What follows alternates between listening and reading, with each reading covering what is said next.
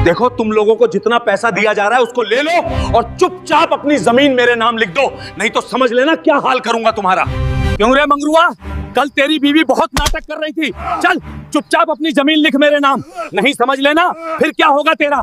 ये जमीन मेरी है, यहाँ मेरा राज चलेगा। पूरे गांव वाले सुन लो, अगर किसी ने कुछ बोला तो उसे रास्ते से हटा दिया जाएगा। दोस्तों, मंत्री बलवीर सिंह का यह खौफ पूरे इलाके में था। उसकी पहुंच शहर के बड़े बड़े अधिकारियों और मंत्रियों तक थी। शहर की आईपीएस मीरा ने सोचा, अगर मैंने सरकारी गाड़ी और सिक्योरिटी ली तो मंत्री को तुरंत पता चल जाएगा कि आईपीएस आ रही है और फिर वह सब कुछ साफ कर देगा। मगर मुझे असली रामपुर देखना है। मीरा ने बिल्कुल साधारण हल्के रंग का सलवार सूट पहना, चेहरे पर हल्का सा पाउडर, आंखों में काजल और गले में एक पतली सी चेन। उन्होंने अपने बाल बांध लिए। उनके हाथ में एक छोटा सा बैग था जिसमें सिर्फ पानी की बोतल, कुछ पैसे और उनका प्राइवेट फोन था। वह एक साधारण सी लोकल बस में बैठी। बस में बैठी गांव की औरतें उन्हें देखकर समझ गईं कि वह शहर की हैं, पर कोई खास ध्यान नहीं दिया। आईपीएस मीरा को यह सब बड़ा अजीब लग रहा था। वह पहली बार अपनी पहचान के बिना बाहर जा रही थीं। उन्हें डर भी लग रहा था, पर उनके अंदर एक जिद थी। मैं जिले की आईपीएस हूं और मेरा काम है लोगों को न्याय दिलाना। बस रामपुर गांव के पास रुकी। मीरा उतरी। धूल भरा रास्ता, छोटे छोटे घर और दूर दूर तक खेतों का सन्नाटा। जैसे ही उन्होंने गांव में कदम रखा, उन्हें लगा जैसे हवा में भी डर घुला हुआ है। लोग उन्हें घूर रहे थे। अनजान औरत अकेली इस गांव में। आईपीएस मीरा एक चाय की छोटी सी दुकान पर गई। भैया, एक चाय देना और थोड़ा पानी। चाय वाला, एक अधेड़ उम्र का आदमी, डरते डरते उन्हें चाय दिया। उसने फुसफुसाकर पूछा, आप नई लग रही हैं, कहां से आई हैं? मीरा ने नकली मुस्कान के साथ कहा, जी मैं पास के शहर से आई हूं। मेरी मौसी यहां रहती थी, उनसे मिलने आई थी, पर घर नहीं मिल रहा। चाय वाला घबरा गया। कौन? मौसी कहां रहती थी? जल्दी बताओ और अपना काम करके जल्दी निकलो यहां से। मीरा ने पूछा, क्यों, क्या हुआ? सब इतना डरे हुए क्यों हैं? चाय वाले ने चारों तरफ देखा जैसे दीवारों के भी कान हों। मैडम जी, आप शहर की लगती हैं और शरीफ लगती हैं। मेरी मानो यहां से जल्दी निकल जाओ। ये गांव अच्छा नहीं है। यहां सिर्फ एक ही कानून चलता है, मंत्री बलवीर सिंह का कानून। वह किसी भी नई लड़की को उठा ले जाता है। मीरा ने चाय का पैसा दिया और आगे बढ़ गई। उनके दिल में अब गुस्सा भर गया था। इस आतंक को तो जड़ से मिटाना ही होगा, उन्होंने मन में ठान लिया। आईपीएस मीरा धीरे धीरे गांव के बाजार की तरफ आई। वह बिल्कुल आम औरतों की तरह सब्जी के ठेले के पास रुकी और उस सब्जी वाले से पूछा, भैया ये टमाटर कैसे दिए?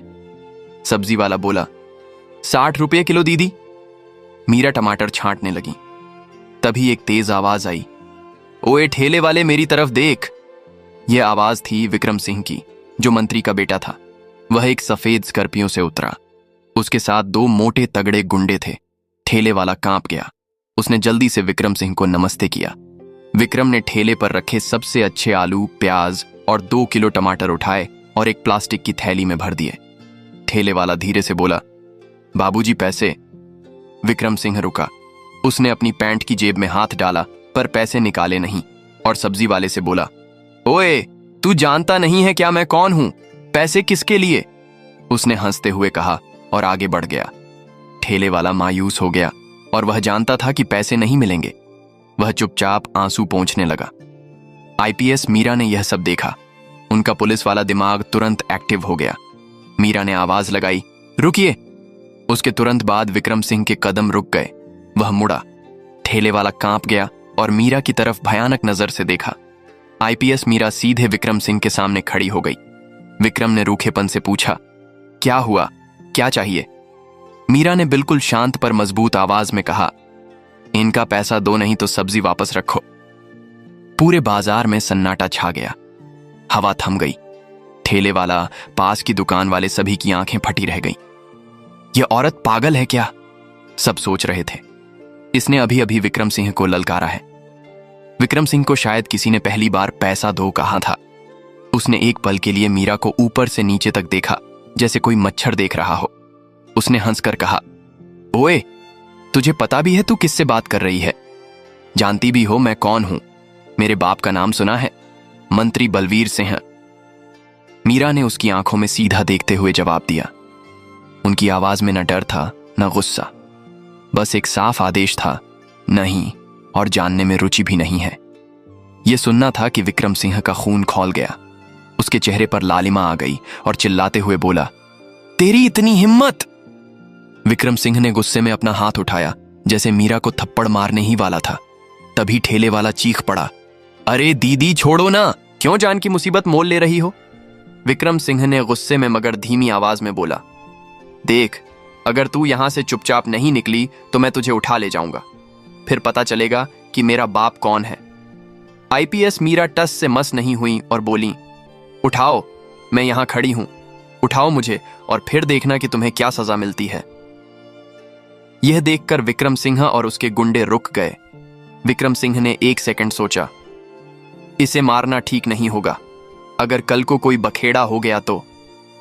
फिर वह गुस्से में सब्जी की थैली जमीन पर फेंक कर गाड़ी में बैठा और गुंडों को लेकर तेजी से चला गया। जाते जाते उसने मीरा को घूर कर देखा, जैसे कल इसका हिसाब लेगा। गांव वाले हैरान थे। सबने मीरा को इस तरह देखा जैसे उन्होंने कोई चमत्कार कर दिया हो। ठेले वाला डरते डरते पूछा, दीदी आप ठीक हो? आपने यह क्या कर दिया? अब वह लोग आपको छोड़ेंगे नहीं। आईपीएस मैडम समझ गई कि गांव वालों के दिल में अभी भी ईमानदारी जिंदा है। बस उसे जगाने के लिए एक चिंगारी चाहिए और वह चिंगारी वह खुद बनेंगी। शाम ढल चुकी थी। पूरे गांव में अंधेरा छा गया था। वही भयानक सन्नाटा जो हर शाम विक्रम सिंह के आतंक के साथ गहरा हो जाता था। आईपीएस मीरा ने दिन भर गांव के चारों तरफ घूमकर माहौल को भांप लिया था। वह समझ गई कि दिन के उजाले में कोई उनसे बात नहीं करेगा। वह जिस छोटे से किराए के कमरे में ठहरी थीं, एक पुरानी टीचर के घर में, वहां उन्होंने रात 10 बजे तक इंतजार किया। उन्होंने अपने कपड़ों के अंदर एक छोटा मगर पावरफुल रिकॉर्डर और कैमरा छिपा लिया था। उनके पास कोई हथियार नहीं था सिवाय उनकी बुद्धि और पुलिस वाली पावर के। रात के लगभग 11 बजे वह चुपके से कमरे से बाहर निकली। उन्होंने अपने चेहरे पर एक पतला दुपट्टा लपेट लिया ताकि अंधेरे में भी उनकी पहचान ना हो पाए। उनका पहला निशाना था गांव की पुरानी चौपाल। यह वह जगह थी जहां कभी गांव के फैसले होते थे, पर अब यह सिर्फ टूटे फूटे कागजों का गोदाम बन गया था। उन्हें पता था कि मंत्री ने जमीन के कागजात यहीं कहीं छिपाए होंगे। चौपाल में घना अंधेरा था। मीरा ने अपने फोन की टॉर्च को ऑन किया और धीरे धीरे अंदर गई। हवा में सीलन और पुरानी लकड़ी की महक थी। वह एक एक करके पुरानी अलमारियां टटोलने लगीं। कुछ देर बाद उन्हें एक टूटे संदूक के नीचे धूल की मोटी परत के पीछे कपड़े में लिपटे हुए कुछ सरकारी कागज मिले। उनके दिल की धड़कन तेज हो गई। यह पक्का कुछ बड़ा सबूत था। उन्होंने कागजात खोले। अंधेरे में टॉर्च की हल्की रोशनी में उन्होंने देखा जमीन के नक्शे, असली नक्शे जिन पर पुराने किसानों के नाम थे, रजिस्ट्री के पुराने पन्ने जिन पर साफ दिख रहा था कि कैसे किसानों को धमकाकर उनके अंगूठे लगवाए गए थे, फर्जी स्टैंप पेपर। सबसे बड़ी बात, उन्हें एक खास स्टैंप मिला जो सिर्फ तहसीलदार के दफ्तर में इस्तेमाल होता था, पर यहां क्यों था? और इसके साथ थे हजारों फर्जी दस्तावेज जिन पर नए नाम चढ़ाए गए थे। अरे बाप रे, यह तो बहुत बड़ी साजिश है, मीरा ने फुसफुसाया। मंत्री ने सिर्फ गुंडागर्दी नहीं की है, बल्कि पूरे सरकारी सिस्टम को अपने घर में बिठा लिया है। उन्होंने तुरंत अपने कैमरे से उन सभी कागजात की तस्वीरें लीं और रिकॉर्डर में सारी डिटेल्स रिकॉर्ड कर लीं। यह सब उनकी प्लानिंग का हिस्सा था। मीरा को पता था कि कागजात से ज्यादा महत्वपूर्ण है इंसान का बयान। उन्होंने चौपाल से निकलकर गांव के सबसे पिछले हिस्से की तरफ रुख किया, जहां देहाती मजदूरों की छोटी छोटी झोपड़ियां थीं। वहां उन्हें एक मजदूर रमेश मिला जो रात के खाने के बाद बैठा था। मीरा ने रमेश के कंधे पर हाथ रखा। रमेश, मैं यहां तुम्हारी मदद के लिए आई हूं। रमेश डर गया। कौन हो तुम? यहां रात में क्या कर रही हो? वह बोली, मेरा नाम सरिता है, मैं शहर से आई हूं और मैंने सुना है कि मंत्री ने तुम लोगों की बहुत जमीन हड़प ली है। क्या तुम मुझे सच बताओगे? रमेश की आंखों में आंसू आ गए। सच तो सब जानते हैं बहन जी, पर सच बोलने की हिम्मत कौन करे? उन्होंने मेरे बाप से हमारी 3 बीघा जमीन ले ली। कहा कि अगर मुंह खोला तो तेरे बच्चों को उठा लेंगे। ये सब बात सुनकर मीरा ने उसे भरोसा दिलाया। डरो मत, मैं रिकॉर्ड कर रही हूं, तुम्हारी आवाज तुम्हारे गांव को बचाएगी। रमेश ने फिर बोलना शुरू किया। उसने बताया कि कैसे तहसीलदार मंत्री के घर रोज आता है। दारोगा जी को हर महीने मंत्री की तरफ से रिश्वत का लिफाफा मिलता है। जब कोई किसान शिकायत करने जाता है तो उसे थाने में 2-3 दिन भूखा रखा जाता है और फिर डराकर खाली कागज पर लिखवा लेते हैं कि मेरी शिकायत झूठी है। सबसे बड़ी बात जो रमेश ने बताई, बहन जी, ये जो फर्जी कागजात बनते हैं ना, ये सब पुलिस स्टेशन के पीछे वाले कमरे में बनते हैं। मंत्री का मुंशी रात में वहां आता है और दारोगा के साथ मिलकर काम करता है। ये सुनकर मीरा के मुंह से निकला, तो पूरी टीम मिली हुई है। मीरा ने रमेश को चुप रहने के लिए कहा और वादा किया कि अगले 48 घंटों में सब ठीक हो जाएगा। रात के लगभग 2 बज रहे थे। आईपीएस मीरा को वापस अपने कमरे की तरफ जाना था, पर उनका रास्ता मंत्री के बड़े घर के पास से गुजरता था।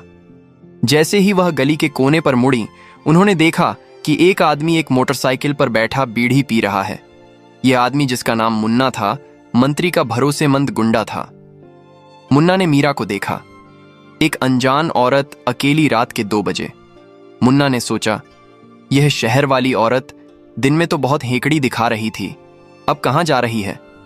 मुन्ना की शक की सुई घूम गई। उसने अपनी बाइक स्टार्ट की और मीरा की तरफ आया और बोला, ओए लड़की, रुक। मीरा ने अपनी चाल धीमी की, पर रुकी नहीं। उन्होंने अपने दिमाग में तेजी से एक नकली कहानी तैयार की। मुन्ना बाइक से उतरकर उनके सामने आया। कौन है तू? कहां से आई है? गांव में तेरा क्या काम है? मीरा ने घबराए हुए होने का नाटक किया। जी, मेरा नाम पायल है, मैं बगल के गांव से आई हूं। मेरी चाची की तबीयत बहुत खराब है, उन्हीं को देखने आई थी। रात हो गई तो फंस गई। वह बोला। चाची कौन? इस गली में कोई चाची नहीं रहती। और यह क्या, तेरे कपड़े तो बिल्कुल साफ सुथरे हैं, इतनी रात को कोई चाची को देखने आती है क्या? मुन्ना ने धमकी भरे अंदाज में कहा। मीरा को पता था कि अब झूठ बोलना खतरनाक है। उन्होंने थोड़ा गुस्सा दिखाया। तुम मुझसे ऐसे क्यों बात कर रहे हो? क्या तुम मेरे चरित्र पर सवाल उठा रहे हो? मेरा घर पास में ही है, मुझे जाने दो। मीरा ने एक पल के लिए मुन्ना की तरफ आंखें तरेर कर देखा। मुन्ना एक पल के लिए डर गया। उसे लगा कि शायद यह कोई गुस्सैल रिश्तेदार है जो सच बोल रही है। मुन्ना ने कहा, चल भाग जा, पर अगर तू कल यहां दिखी तो अच्छा नहीं होगा। मीरा ने तेजी से वहां से कदम बढ़ाए और आगे निकल गई। मीरा अब जानती थी कि अब इंतजार नहीं किया जा सकता, एक्शन लेना होगा। अगले दिन सुबह गांव में थोड़ी चहल पहल थी। विक्रम सिंह पिछली रात की हेकड़ी भूल नहीं पाया था। उसका अहंकार बुरी तरह घायल हुआ था। वह मुन्ना से मिला। मुन्ना, उस शहर वाली औरत का क्या हुआ? मुन्ना ने बताया, बाबूजी, वह कल रात तो भाग गई, पर मुझे उस पर शक है। वह यहां किसी काम से आई है। विक्रम सिंह आग बबूला हो गया। ढूंढो उसे सबक सिखाना है। उसे गांव के बाहर ले जाओ और सबक सिखाओ, ताकि वह कभी वापस आने की हिम्मत ना करे। विक्रम ने अपने 4 सबसे भरोसेमंद गुंडों को मीरा को अगवा करने का काम दिया। दोपहर का समय था। आईपीएस मीरा अपनी गुप्त रिकॉर्डिंग और सबूतों को अपने निजी फोन पर सुरक्षित कर रही थीं, ताकि अगर उन्हें कुछ हो भी जाए तो सबूत मुख्यालय तक पहुंच जाएं। गुंडे मीरा के किराए वाले घर के पास घात लगाकर बैठे थे। जैसे ही वह बाहर निकली, गुंडों ने उन्हें घेर लिया और बोला, चल चुपचाप गाड़ी में बैठ जा, नहीं तो यहीं घसीट कर ले जाएंगे। एक गुंडे ने मीरा का हाथ पकड़ा। मीरा ने बिना डरे उसका हाथ झटक दिया। हाथ मत लगाओ। तभी गांव के 2 जवान लड़के, राजेश और सुनील, जो पास ही एक दुकान के पास बैठे थे, उन्होंने यह सब देखा। राजेश ने सुनील से कहा, अरे ये तो वही दीदी है ना, जिसने कल विक्रम सिंह को बाजार में ललकारा था। और यह लोग इन्हें कहां ले जा रहे हैं? ये दोनों लड़के बिना जाने कि वह आईपीएस हैं, बस उस औरत की हिम्मत के कायल थे। चल, हमें कुछ करना होगा। दोनों लड़के चुपके से पीछे से गए। राजेश ने एक गुंडे को धक्का दिया और सुनील ने दूसरे गुंडे के पैर में अपनी साइकिल फंसा दी। अचानक हुए इस हमले से गुंडे भौंचक के रह गए। भागो दीदी भागो, राजेश चिल्लाया। मीरा को मौका मिल गया। वह तेजी से भागी और एक भीड़ भरी गली में घुस गईं। गुंडे राजेश और सुनील को धमकाने लगे। मीरा बाल बाल बची थीं। वह एक सुनसान जगह पर रुकी। उनकी सांस फूल रही थी, पर उनके चेहरे पर डर नहीं था। अब बस बहुत हो गया ड्रामा, अब यह खेल खत्म होगा। उन्होंने तुरंत अपने प्राइवेट फोन से जिला मुख्यालय को सिर्फ एक मैसेज भेजा, कल सुबह 8 या 9 या 8 बजे रामपुर चौपाल, पूरी टीम तैयार रहे। यह मैसेज सीधा डीआईजी और कमिश्नर को भेजा गया था, जिन्हें पहले ही मीरा ने इमरजेंसी कोड बता रखे थे। अगले दिन सुबह ठीक 8 बजे रामपुर गांव में 1-2 नहीं बल्कि 20 से 25 सरकारी गाड़ियां तेजी से आ रही थीं। सबसे आगे एक नीली बत्ती वाली जीप थी, उसके पीछे मीडिया की वैन, नए तहसीलदार की गाड़ी और सैकड़ों की तादाद में पुलिस फोर्स। ऐसा लग रहा था जैसे गांव में कोई बहुत बड़ा युद्ध होने वाला हो। मंत्री बलवीर सिंह और उसका बेटा विक्रम सिंह, जो अभी अभी अपने आलीशान बंगले में नाश्ते के लिए उठ रहे थे, यह नजारा देखकर हक्के बक्के रह गए। बलवीर सिंह ने अपने मुंशी से पूछा, यह क्या हो रहा है? मुंशी यह सब देखकर कांप रहा था। मालिक, मुझे नहीं पता, इतनी पुलिस तो कभी किसी इलेक्शन में भी नहीं आई है। पुलिस ने पूरे इलाके को एक रस्सी से घेर लिया था। गांव के सैकड़ों लोग डर और उत्सुकता के मारे दूर खड़े थे। पुलिस अफसर, मीडिया कर्मी सब इंतजार कर रहे थे। मंच पर बिल्कुल सामने एक औरत खड़ी थी। वह अब ना तो सादे सलवार सूट में थी, ना ही कल वाली डरी हुई सरिता। आज उन्होंने आईपीएस की शानदार वर्दी पहनी थी। उनके कंधों पर चमकते हुए सितारे और सिर पर पुलिस की टोपी उनकी मजबूत शख्सियत को और भी ज्यादा दमदार बना रही थी। उनके पीछे जिले के बड़े बड़े अफसर सिर झुकाए खड़े थे। मंत्री बलवीर सिंह वहां पहुंचा और गरज कर एसपी से पूछा, यह क्या तमाशा है? बिना मेरी इजाजत के मेरे गांव में इतना बड़ा फोर्स क्यों उतारा है? मैं मंत्री हूं। असिस्टेंट एसपी ने बलवीर सिंह को देखा पर कोई जवाब नहीं दिया। उनकी आंखें मंच पर खड़ी महिला पर टिकी थीं। विक्रम सिंह ने जब उस महिला को देखा तो उसके मुंह से डर के मारे एक धीमी चीख निकली, यह तो वही औरत है, बाजार वाली। बलवीर सिंह और विक्रम सिंह की आंखें आश्चर्य और सदमे से खुली की खुली रह गईं। आईपीएस मीरा सिंह ने माइक लिया। उन्होंने एक गहरी सांस ली और बोला, शांत, रामपुर गांव के मेरे भाइयों और बहनों, आज आप लोगों को चुप रहने की जरूरत नहीं है। आज मेरी बारी है बोलने की। गांव में इतना सन्नाटा छा गया था कि किसी के दिल की धड़कन भी सुनी जा सकती थी। मीरा ने आवाज थोड़ी ऊंची की, मैं मीरा सिंह, आपके जिले की पुलिस अधीक्षक आईपीएस हूं, वही आईपीएस जिसे आप लोग मैडम कहकर बुलाते हैं। उनकी इस एक लाइन ने पूरे गांव को हिलाकर रख दिया। ठेले वाला राम प्रसाद वहीं जमीन पर बैठ गया। उसकी आंखें भर आईं। मीरा ने मंत्री और उसके बेटे की तरफ देखा। कल जो कुछ मैंने अपनी आंखों से देखा है वह आज खत्म होगा। मैंने देखा कि मंत्री बलवीर सिंह और उसका बेटा विक्रम सिंह आप लोगों की जमीनों पर किस तरह जबरदस्ती कब्जा कर रहे हैं। मैंने देखा कि कैसे पुलिस स्टेशन इनका अड्डा बन चुका है। मैंने देखा कि आप सब किस तरह डर के साए में जी रहे हैं। मुझे शर्म आती है इस जिले के प्रशासन पर। मैं आप लोगों को बताना चाहती हूं कि मैंने कल रात गांव की चौपाल से फर्जी कागजात बरामद किए हैं। मैंने मजदूरों से बात की है और मैंने खुद देखा कि कैसे इस मंत्री के बेटे ने बाजार में एक गरीब ठेले वाले को सरेआम परेशान किया, और जब मैंने विरोध किया तो इन लोगों ने मुझे अगवा करने की कोशिश की। विक्रम सिंह का चेहरा सफेद पड़ गया। वह बलवीर सिंह के पीछे छिपने की कोशिश करने लगा। मीरा ने मुड़कर अपनी टीम को आदेश दिया, फोर्स, ये रहे सबूत। मेरे पास फर्जी कागजात की तस्वीरें, मजदूरों के बयान की रिकॉर्डिंग और पूरी साजिश के पुख्ता प्रूफ हैं। सबसे पहले मंत्री के इस मुंशी को हिरासत में लिया जाए जिसने जमीनों के फर्जी कागजात बनाए हैं। पुलिस ने तुरंत मुंशी को दबोच लिया। मुंशी चीखने लगा, साहब, मेरा कोई कसूर नहीं, मुझे मंत्री जी ने धमकाया था। पर उसकी आवाज को अनसुना कर दिया गया। मीरा ने मंच से ही उस भ्रष्ट दरोगा को आवाज दी, ओए थानेदार, जहां हो सामने आओ। डर के मारे दरोगा कांपते हुए भीड़ में से बाहर निकला। मीरा ने अंतिम आदेश दिया, मंत्री, बलवीर सिंह और विक्रम सिंह को फौरन गिरफ्तार करो। इन पर जमीन हड़पने, फर्जी दस्तावेज बनाने और एक पुलिस अधिकारी को किडनैपिंग की कोशिश करने का मुकदमा चलेगा। मंत्री की सरकारी सुविधाओं को अभी रद्द किया जाता है, इन्हें हथकड़ी पहनाई जाए। मंत्री चिल्लाने लगा, आईपीएस साहिबा, आप मेरी पॉलिटिकल पावर नहीं जानती हैं, मैं तुम्हें कल ही यहां से हटवा दूंगा। मीरा ने उसे बीच में ही रोक दिया, बस, अब तुम्हारी कोई पावर नहीं चलेगी। तुमने एक आईपीएस पर हाथ डालने की कोशिश की है, अब भुगतो। पुलिस ने तुरंत दोनों को हथकड़ी पहना दी। विक्रम रो रहा था, पापा मुझे बचाओ, मुझे बचाओ।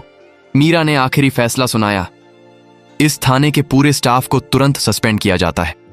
आज से इस गांव की जमीनों की माप दोबारा होगी। सारे फर्जी कागजात खारिज किए जाते हैं। हर उस किसान को उसकी जमीन वापस मिलेगी जिसे लूटा गया है। पूरे गांव में खुशी की लहर दौड़ गई। दोस्तों, यह कहानी हमें सिखाती है कि चाहे अन्याय और अधर्म कितना भी शक्तिशाली क्यों ना हो, वह सत्य के सामने टिक नहीं सकता। दोस्तों, यह कहानी हमें सिखाती है कि चाहे अन्याय और अधर्म कितना भी शक्तिशाली क्यों ना हो, वह सत्य के सामने टिक नहीं सकता। विधायक की ताकत और खौफ बहुत बड़ा था, लेकिन आईपीएस मीरा के साहस ने उसे मिट्टी में मिला दिया। कानून के हाथ लंबे होते हैं, ये सिर्फ एक कहावत नहीं है, बल्कि अगर प्रशासन में इच्छा शक्ति हो तो अपराधी चाहे कितना भी रसूखदार क्यों ना हो, उसे जेल की सलाखों के पीछे जाना ही पड़ता है। दोस्तों, यह कहानी पूरी तरह से काल्पनिक है। इसका किसी भी राष्ट्र, व्यक्ति, संस्था या घटना से कोई संबंध नहीं है। अतः इसे केवल कहानी के रूप में देखें और इसका आनंद लें। अगर कहानी अच्छी लगे तो प्लीज हमारे चैनल ट्रू स्पार्क को सब्सक्राइब और वीडियो को एक लाइक जरूर कर दें, जिससे हमारा हौसला और भी बढ़ता रहे। धन्यवाद।